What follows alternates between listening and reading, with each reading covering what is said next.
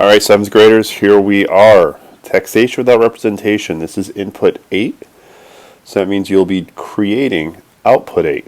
So follow along, listen, read, write, and let's learn.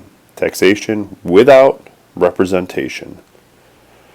So we start out with some British trade laws. If you remember, after the French and Indian War, the proclamation of 1763 halted westward expansion, but there was some smuggling that started to go on. So George Grenville, in 1763, he wanted to combat American smuggling.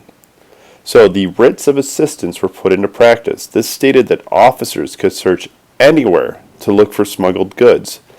This writs of assistance came from the British Parliament. This was essentially a written document, like a search warrant, that said, even without evidence, a British officer could go into a private home, could go into a private vessel, and look for smuggled goods.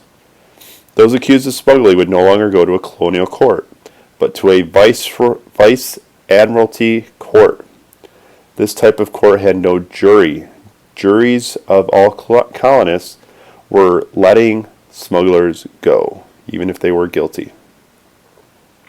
So some major British acts. The Sugar Act. Now let me back up for a second. Acts are laws. So act is short for action. So these are things that are going to be put in action on sugar. So what this did was lower the taxes on molasses. Grenville hoped the lower tax would convince colonists to pay the tax rather than smuggle the sugar into the new colonies. We also have the Stamp Act of 1765.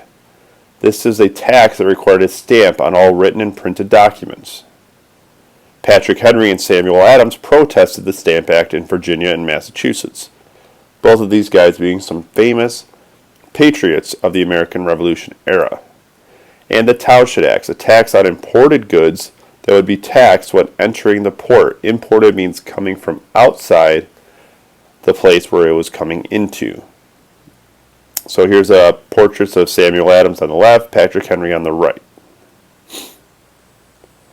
Input 9, building colonial unity. Input 9, so output 9 is what you'll be creating. We're starting off in Boston.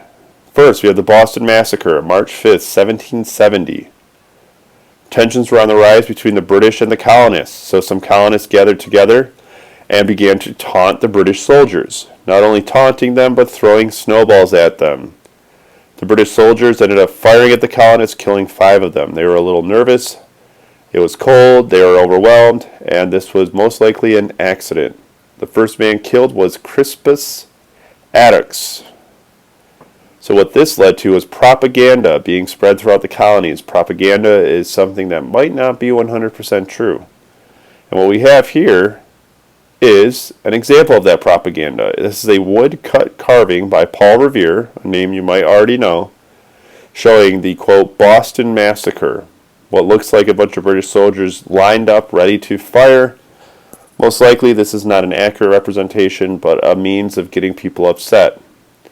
And here is Crispus Attucks, American Revolution soldier. He's credited as being the first one that was killed by the British soldiers. So take the time and read this little article about Crispus Attucks. It's very interesting, and it's very good information to know. So you might have to pause it. Tea time. So at the Boston Tea Party in 1773 at midnight, a group of colonists threw 342 chests of tea overboard. This group was known as the Sons of Liberty, a patriotic group of colonists that were set upon challenging the rules of the British Parliament. So we had to combat the Boston Tea Party with something called the Intolerable Acts. This is a group of acts, actions, laws, taxes sometimes are acts, passed to punish the colonists. The Coercive Acts, this closed Boston Harbor. No goods in, no goods out. The Quebec Act, Quebec became self-governed and had freedom of religion. So here's a painting of the Boston Tea Party where colonists dressed as Native Americans. Nobody was fooled though. Everyone knew who did it. So remember to read Chapter 5, Sections 1 and 2, and to complete both of your inputs and outputs for a total of 2.